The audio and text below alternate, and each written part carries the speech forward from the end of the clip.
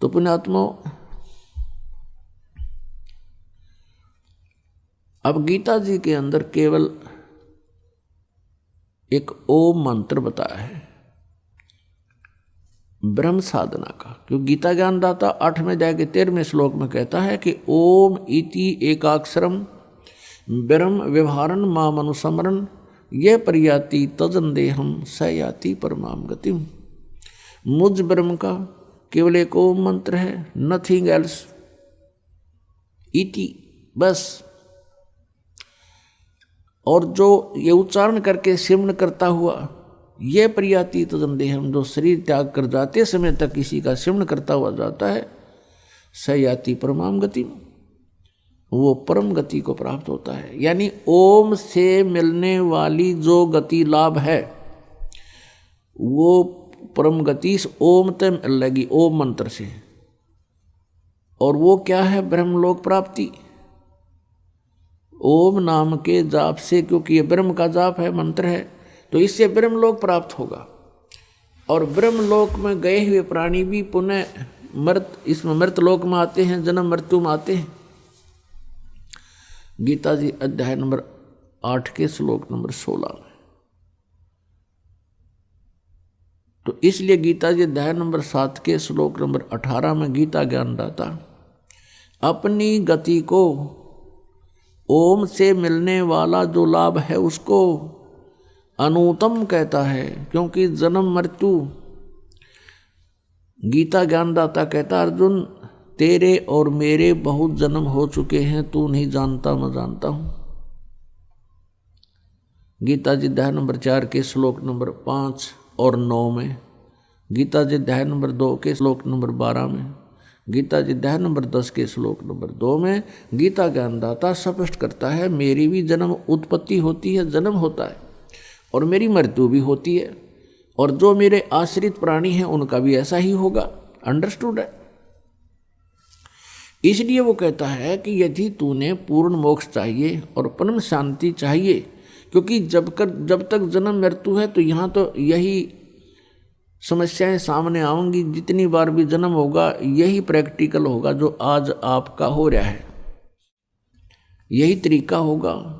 संतान ना हुई तो दुखी, हो गए तो फिर दुखी, कोई मर गया कोई बच गया फिर हाहाकार मची। तो यहाँ कोई जीवन थोड़ा ही है, ना जाने कब दुर्घटना मर जाए, ना जाने कोई ऐसी भयंकर बीमारी हो जाए, ना जाने कोई फ्लड आ जाए, ना जाने कितना भूकंप आ जाए और शाम न सोवे सुबह कोई नहीं पावे। तो यहाँ शांति नहीं हो सकती, जन्म मृत्यु जब तक रहेगी जीव सुखी नहीं हो सकता। एक स्थान ऐसा बताया परमेश्वर ने आकर के स्वयं, अभी तक तो हम स्वर्ग तक की जानकारी रखते थे, जितने भी ऋषि महर्षि थे स्वर्ग से ऊपर नहीं जानते थे। उस परमेश्वर ने आके बताया कि एक परम स्थान है सतलोक, सचखंड, जहाँ जाने के बाद साधक फिर लौट कर कभी नहीं आते। वहाँ जरा मरण नहीं है, जरा माने बुढ़ापा, और मरण में मृत्यु, वहाँ जन्म और मृत्यु नहीं है। तुम वहीं रहा करते थे पहले, अपनी गलती से आप यहाँ आ चुके हो। अब यहाँ से ये काल तुम्हें जाने नहीं देता, मिसगाइड किए हुए है, आपको यहाँ धोखा देकर रोका हुआ है, बाई फोर्स रोका हुआ है, आपसे संतान उत्पत्ति करवाता है। और जब संतान उत्पत्ति हो जाती है तो हम ये कहते हैं ये मेरा है, ये मेरा है, ये मेरा है। और जब मृत्यु हो जाती है काल कहता चल अब ये मेरा है, अब तू जा धक्के खा कहीं पर। अब जो मनुष्य जीवन से कार्य हमने करना होता है उसको ये नहीं करने देता है, और करने देता है तो नकली कितना करो, जैसे पहाड़ों पर चढ़ जाओ, वहाँ दर्शन करके आओ, धक्के खाओ खूब, कोई प्रॉब्लम नहीं।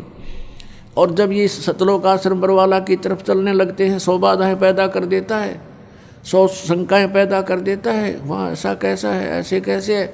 और वहाँ हम भटका करते थे, कभी मन में शंका नहीं आई कि यहाँ क्यों आए, यहाँ क्या रखा इन पत्थरों में, क्योंकि वो काल प्रेरित थे हम। अब दयाल प्रेरित हो गए, परमात्मा की रजा से हम यहाँ पाएंगे। हमने परमात्मा की रजा को बनाए रखना पड़ेगा। उसकी रजा जब तक रहेगी तब तक रहेगी जब तक आप मर्यादा में रहोगे, परमात्मा के नियम को भंग नहीं करोगे तो उनका आपके साथ एक टच बना रहेगा। और आपने मर्यादा भंग कर दी तो भगवान का हाथ उठ जाता है, फिर आप यहाँ नहीं आ पाओगे। फिर तो वहीं धक्के खाओगे जहाँ पहले खाते थे। तो यहाँ आपने परमात्मा का पंजा बनाए रखने के लिए मर्यादा सबसे पहले रखनी पड़ेगी। जो नियम बताए गए हैं उनको खंड ना करना, भगवान आपके साथ रहेगा। तो यहाँ आप तो गीता ज्ञानदाता कहता है कि मेरा तो केवल एक ओम नाम है और इसके सिमरण से मेरे वाली जो गति मिलेगी वही फाइनल है मेरी तरफ से। तो फिर ये कहता है कि जन्म मृत्यु मेरी भी बनी रहेगी और अर्जुन तेरी भी बनी रहेगी, परम शांति नहीं हो सकती। अब फिर बताया 15 में जाए कि 1 से लेकर 4 में और 16 और 17 में गीता जी अध्याय नंबर 18 के श्लोक नंबर 62 में कहा कि अर्जुन तू सर्वभाव से उस परमेश्वर की शरण में जा जिसकी कृपा से तू परम शांति को और सनातन परम धाम को प्राप्त होगा। सनातन परम धाम माने शाश्वतम स्थानम, शाश्वत माने सदा रहने वाला अविनाशी सत्य, और स्थान माने धाम कहो, लोक कहो चाहे स्थान कहो। तो हम सतलोक कहते हैं, हमारे भगवान ने उसको सतलोक कहा है।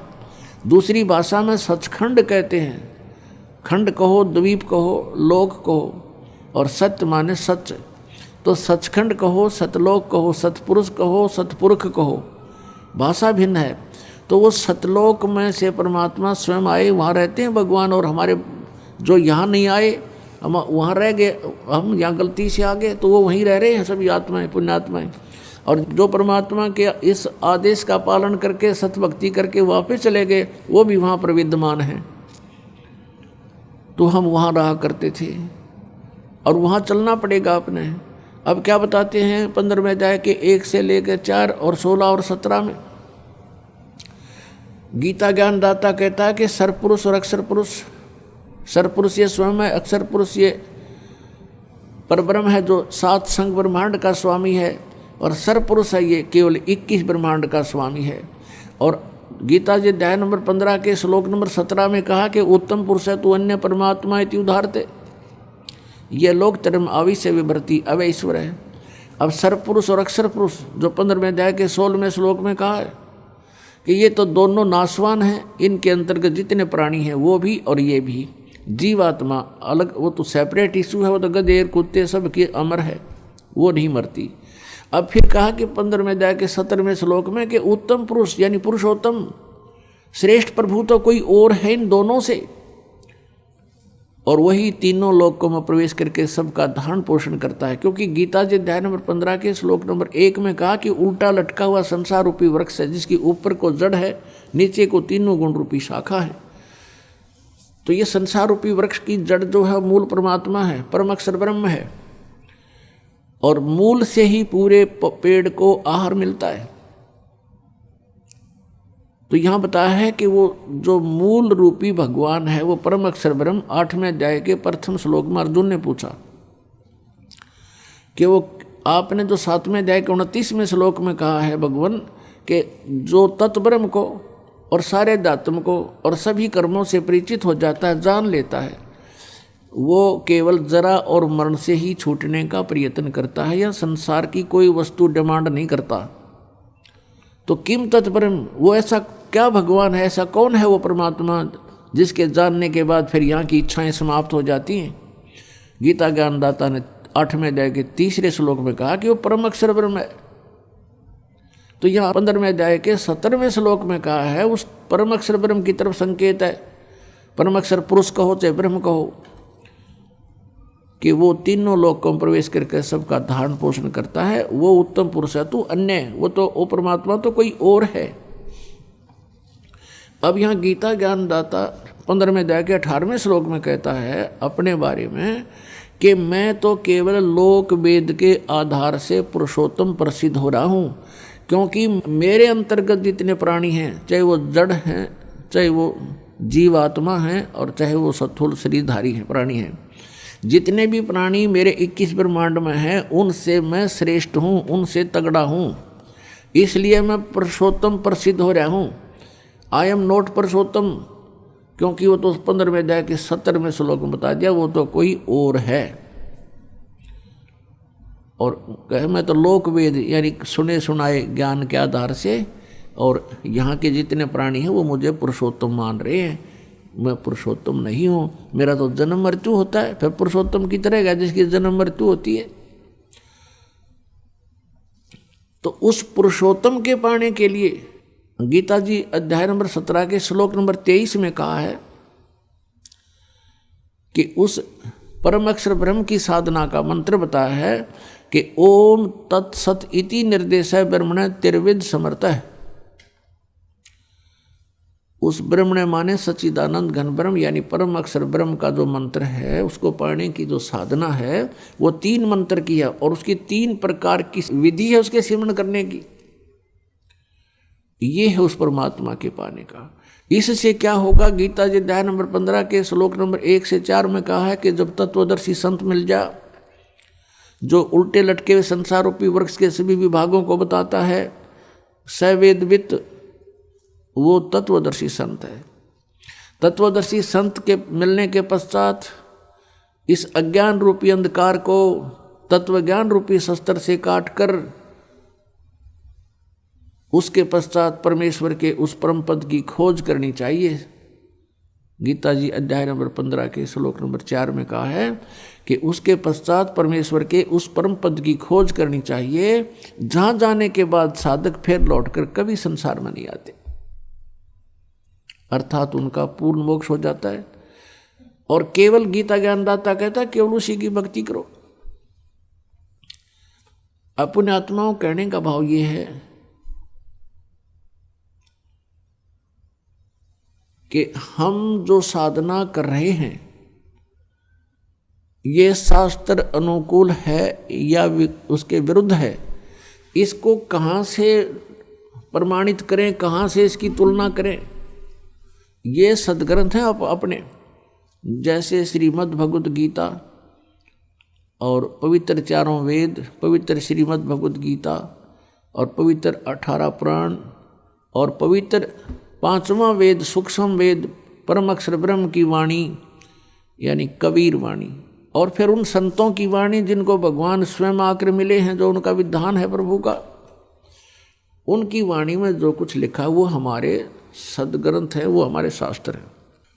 अपने आत्माओं इन शास्त्रों को भी हमने ध्यान से देखना है कि कौन से शास्त्र किस सत्र के हैं। जैसे गीता जी और वेदों में न हरे राम हरे कृष्ण सीताराम राधे श्याम ओम नमः शिवाय ओम भागवते वासुदेव नमः, ये इस तरह कोई मंत्र नहीं है। ना तू ही एक निरंकार, तू मैनू बकस दे, मैं तेरी शरण, ये निरंकारी नाम देते हैं। और ना ये जो स हम ये नाम देते हैं, स हम हंस नाम देते हैं कुछ, यानी ये मनमुखी बकवादे हैं, इनसे कोई लाभ जीव को नहीं होगा। और न ही ये अकाल मूर्त सब स्वरूपी राम सतपुरुष, और न ही ये मंत्र हैं निरंकार ओंकार ज्योत निरंजन सोहम और सतनाम। ये जो नाम हैं, इन 2 मंत्र जो जैसे केवल ब्रह्म की साधना करनी है ओनली ओम मंत्र है, और परम अक्षर ब्रह्म की करनी है तो 3 मंत्र हैं ओम तत्सत। ओम तो सीधा है, सार्वजनिक रखा है ये तो ब्रह्म का, और तत् और सत ये सांकेतिक हैं, गुप्त मंत्र हैं। ये दास बताओगा कोड वर्ड है ये। तो तत् मंत्र ये जैसे गीता जी अध्याय नंबर 15 के श्लोक नंबर 16 और 17 में 3 पुरुष बताए हैं। पुरुष कहो चाहे भगवान कहो, प्रभु स्वामी कहो। एक सरपुरुष ये तो ब्रह्म है, इसका ओम मंत्र है ओम तत्सत में। और दूसरा अक्षर पुरुष है जिसको परब्रह्म कहते हैं, जो 7 संग ब्रह्मांड का स्वामी है। जो 7 संग ब्रह्मांड का स्वामी है वो अक्षर पुरुष है, उसका मंत्र ये तत् है। और जो सत मंत्र है ओम तत्सत में, वैसे ये तत् सांकेतिक है, सीधा नहीं ओम तत्सत ओम तत्सत ये जाप नहीं करने का ऐसे। अब सत जो मंत्र है वो भी सांकेतिक है, इसका अन्य एक मंत्र है, ये है परम अक्षर ब्रह्म का, ये उस परम पिता का मंत्र है। तो इन तीनों की ही मजदूरी करनी है हमने, साधना करनी। साधना मीन मजदूरी, तो इन तीनों की साधना करनी है।